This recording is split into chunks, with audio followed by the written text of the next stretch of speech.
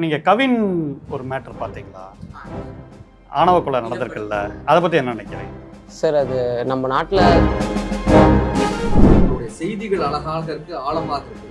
தலைப்பு ஒரு பக்கம் அழகாக இருக்கு, ஆழமாக இருக்கு. ரெண்டும் தனித்தனியா இருக்கு.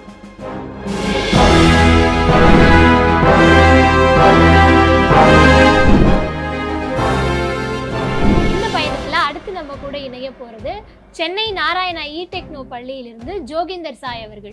இவருக்கும் என் வணக்கம். என் பெயர் ஜோகிந்தர் சாய். நாராயணா இ-டெக்னோ பள்ளியில் வேலூரிலிருந்து வருகிறேன். முருகச் செவ்வாய் கோல் திறக்க ஆதி முனிவன் எழுதுகோலில் பிறந்து மூவேந்தன் சபைதனில் தவழ்ந்து வள்ளுவன் கம்பன் பாரதி என என் பாட்டனால் வளர்க்கப்பட்டு காலம் பல கடந்தும் பழமை மாறாத பைந்தமிழே உன் தாழ் பணிகின்றேன். அனைவருக்கும் என் முத்தான முதற்கண் வணக்கங்கள். முண்டாசு கவியாம் முறுக்கு மீசை கொண்ட தொடாத இடமில்லை குமிழ் குமிழாய் புதுமை படைத்த மகாகவியின் பாரதியின் வரிகளாம் பாருக்குள்ளே நல்ல நாடு என் பாரத நாடு. இப்பேற்பட்ட வரிகளில் பேச நான் கர்வம் கொள்கிறேன். ஞானத்திலே பரமோனத்திலே உயர் மானத்திலே அன்னதானத்திலே அன்னதானத்திலே என்னும் வரிகளை நான் இங்கே நான் அழுத்தி கூறுகிறேன். ஏனென்றால் நம் நாடு அதில் மிகவும் சிறந்தது. தீரத்திலே படை வீரத்திலே. தீரம் என்று கூறும் போதும் வீரம் என்று கூறும் போதும் நமக்கு நினைவு வருது பஹல்காம் தாக்குதலே.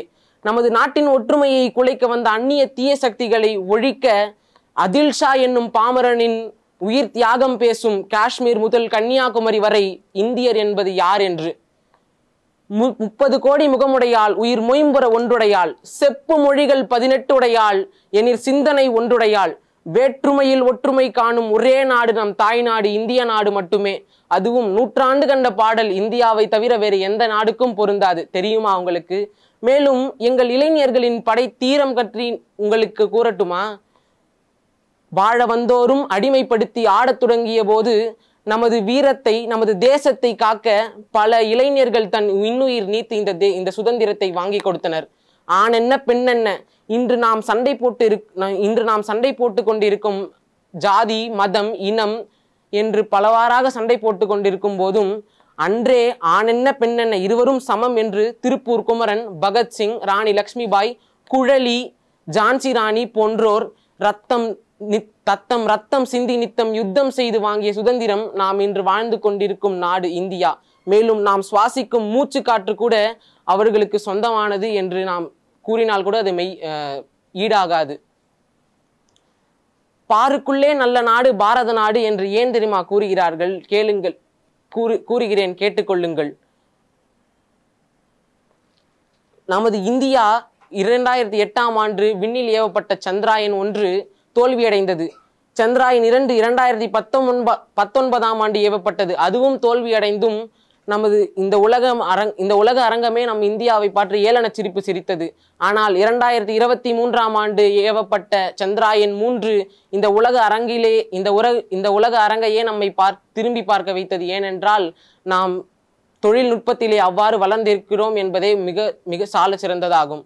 அது மட்டுமா, பலர்புகு வாயில் அடைப்ப கதவுனர் வருவீர் உளிரோ என்று கேட்கும் பன்மையுடையவர் நம் தமிழர்கள், நாம் இந்தியர்கள்.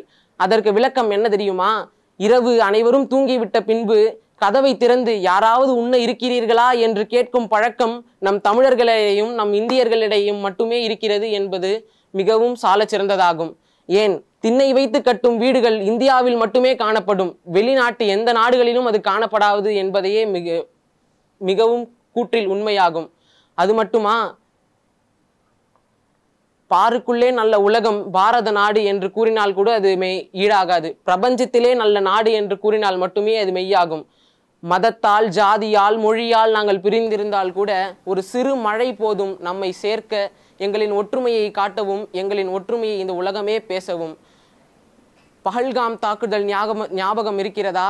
குரேஷி மற்றும் விங் கமாண்டோ வியோமிகா சிங் அவர்கள் பஹல்காம் தாக்குதலின் வெற்றி நாயகிகள். இந்த உலகையே தன்னை திரும்பி பார்க்க வைத்த வெற்றி நாயகிகளும் அவர்களே ஆவர்.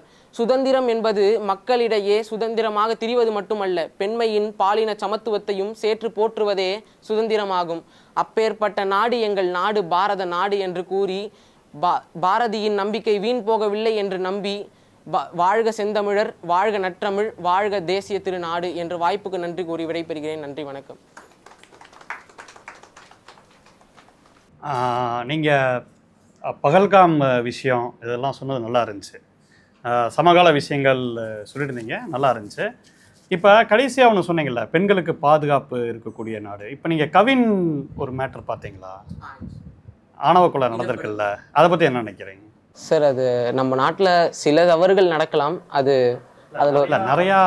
நீங்கள் காஷ்மீரில் ஒரு சின்ன பாப்பா, ஒரு குட்டி குழந்தைய ரேப் பண்ணாங்க, தெரியும். அதெல்லாம் கூட நடந்துக்கிட்டு இருக்கு. ஸோ சமகால விஷயங்களில் நம்ம இவ்வளோ ரொமான்டிசைஸ் பண்ணுற லெவலில் அது இல்லை தான். சூழல், கலச்சூழல் வேற மாதிரி இருக்குங்கிறத நீங்கள் பார்த்துக்கணும். ஸோ அதையும் சேர்த்து நீங்கள் பேசுகிறப்ப கொஞ்சம் ஒன்று வேலிடியாக இருக்கும். பட் நீங்கள் பேசுகிறப்ப கொஞ்சம் வந்து நிறையா தகவல்களில் கரெக்டாக ப்ரிப்பேர் பண்ணியிருக்கீங்க. ஆனால் கொஞ்சம் தைரியம், கொஞ்சம் கான்ஃபிடன்ஸ் கொஞ்சம் லோவாக இருந்ததை நான் பார்த்தேன். அதை நீங்கள் கான்ஃபிடண்ட்டாக பேசுனீங்கன்னா நல்லாயிருக்கும். நன்றி ஐயா. நம்ம கவிஞர் சுபா அம்மாவோட கருத்துக்கள். நல்ல கருத்து, சிந்தனை வளம் இருக்குது. அதை சொல்லாக்குறதுக்கு அதை சரியாக எடுப்பு தொடுப்பு முடிப்பு அப்படின்னு பேச்சில் அந்த நடையில் கொண்டு வந்து இங்கே எங்களுக்கு ப்ரெசன்ட் பண்ணுறதுல உங்களுக்கு ப்ராக்டிஸ் கம்மியாக இருந்துச்சோ அப்படின்னு தோணுச்சு. கண்டிப்பாக மேடை பேச்சு அனுபவம் இல்லாமல்லாம் இப்படி ஒரு மேடையில் வந்து நிற்கவே முடியாது. இவ்வளோ பலமான கருத்துக்களை கொண்டு ரொம்ப சிறப்பான தயாரிப்பு. அதை ப்ரெசன்ட் பண்ணுறதுல உங்களுக்கு நீங்கள் இன்னும் டைம் எடுத்துருந்துருக்கணும் அப்படின்னு தோணுச்சு. ரொம்ப ரொம்ப நல்லா இருந்துச்சு. தொடர்ந்து இந்த பயணத்துல அடுத்ததா நம்ம கூட இணைய சூரிய பிரகாஷ் அவர்கள் வராங்க. அவங்க ஒரு நிறுவனத்துல சிறப்பா பணிபுரிஞ்சிட்டு இருக்காங்க. வாங்க சூரிய பிரகாஷ். புதிச்சான்ற தலைவர் அவர்களே, கண்ணை திறக்கும் திருப்பணியாற்றி கலங்கி நிற்கும் இதயங்களை தேற்றி வண்ண கருத்தினை மூளையின் ஏற்றி வாடி தவிக்கும் நிலைமையை மாற்றி ஆசிரியர் பணி அறப்பணி அதற்கு என்னை அர்ப்பணி என்று என்னை போன்றவர்களுக்கு கல்லாண்மை இல்லாண்மைக்கு ஆசான் பெருமக்களே மற்றும் இந்த வருகை பகிர்ந்திருக்கக்கூடிய அத்தனை பேருக்கும் எனது முத்தான முதற்கண் வணக்கங்களை தெரிவித்துள்ளேன். ஒரு அருமையான தலைப்பு, இளைஞர் சக்தி தான் இந்திய சக்தி. ஆமா, சுவாமிஜி விவேகானந்தர் கூட கூறியிருக்கிறார், 100 சக்தி வாய்ந்த இளைஞர்களை என்னிடத்தில் தாருங்கள், இத்தகைய பாரதத்தை நான் மாற்றி காட்டுகிறேன். ஏபிஜே அப்துல் கலாமும் அதைத்தான் சொல்லியிருக்கிறார். இளைஞர்கள் தான் நம் இந்திய நாட்டின் தூண்கள். இளைஞர்களே கனவு காணுங்கள். கனவு என்பது நீங்கள் தூக்கத்தில் காண்பது அல்ல, உங்களை தூங்க விடாமல் செய்வதே கனவு. ஒரு முறை கண்டால் கனவு, இருமுறை கண்டால் ஆசை, பல முறை காணுங்கள், அதுவே லட்சியம். எனவே ஒவ்வொரு இளைஞரும் லட்சியத்தை அடிப்படையாக கொண்டு பயணிங்கள் என்றார். ஒரு இளைஞனுடைய முன்னேற்றம் என்பது அக முன்னேற்றம், புற முன்னேற்றம். ஒரு அக முன்னேற்றம் என்ன? ஒரு இளைஞன் தனக்கான ஒரு செயலை அவன் திறம்பட செய்து அவனுக்கான ஒரு செயலை செஞ்சுட்டு இருந்தானா அது அக முன்னேற்றம். புற முன்னேற்றங்கிறது சுயநலமின்றி சமூக முகத்தோடு இந்த சமுதாயத்திற்காக ஏதாவது ஒரு செயலை செஞ்சுக்கிட்டே இருக்காரான்னா அது புற முன்னேற்றங்க.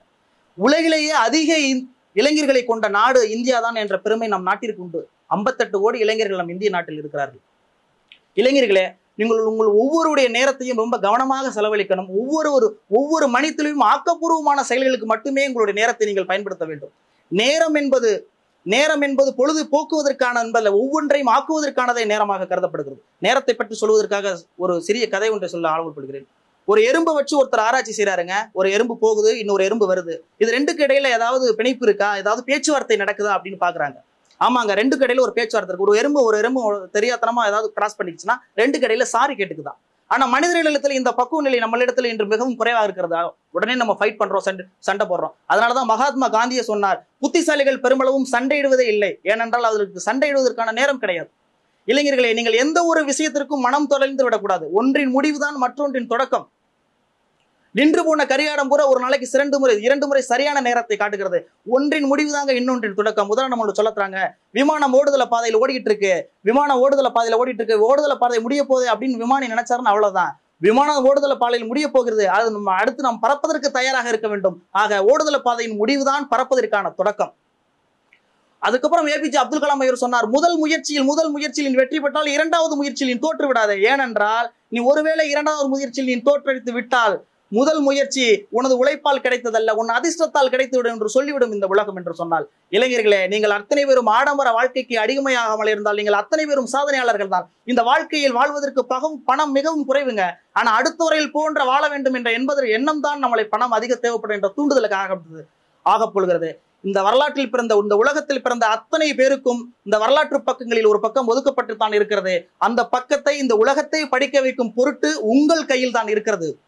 ஆக இளைஞர்களுக்கு முடிவர்களாக என்று சொல்லப்படுகிற இளைஞர்களுடைய ஆகப்பூர்வமான செயல், நல்ல சிந்தனை, பொறுப்புணர்ச்சி, கடமை உணர்ச்சி, கல்வி, ஆராய்ச்சி, கண்டுபிடிப்பு ஆகிய அத்தனை சக்திகளும் சேர்ந்துதான் இளைஞருடைய சக்தி தான் இந்திய சக்தி என்று கூறி வாய்ப்பளித்தமைக்கு நன்றி பாராட்டி விடைபெறுகிறேன். நன்றி, வணக்கம்.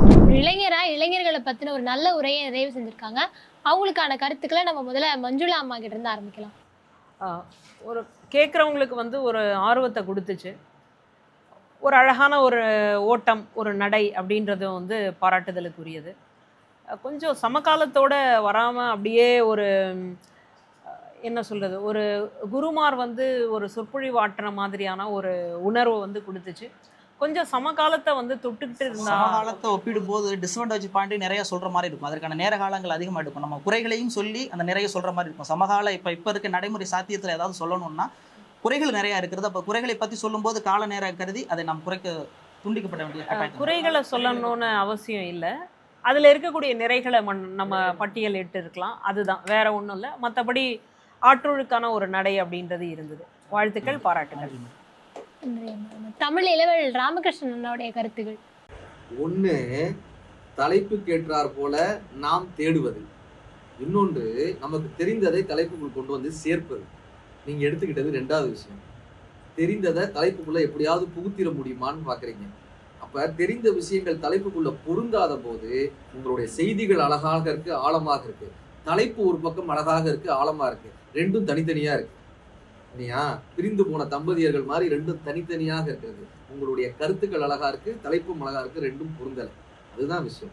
எறும்புகள் ஒருவருக்கு ஒருவர் சந்தித்துக் கொள்வதோ, கால மேலாண்மையோ, எந்த வகையில் இளைஞர் சக்தி இந்திய சக்திக்கு வருகிறது என்ற ஒரு கேள்வி தனித்தனியா நிக்குது. மேபி அதை நீங்க பொறுத்து இருந்தீங்கன்னா அழகா இருந்திருக்கும். ஆனா ரொம்ப தனித்தனியா நிக்குது. இப்போ நீங்க ஒரு தலைப்பு எடுத்துக்கிட்டீங்கன்னா தலைப்பு சார்ந்து பேசும்போது மட்டும்தான் அது அழகான ஒரு பூமாலையாக இருக்கும். உங்களுடையது உதிரி பூக்கள் போல் இருக்கிறது. நாங்கள் எதிர்பார்த்தது மாலை.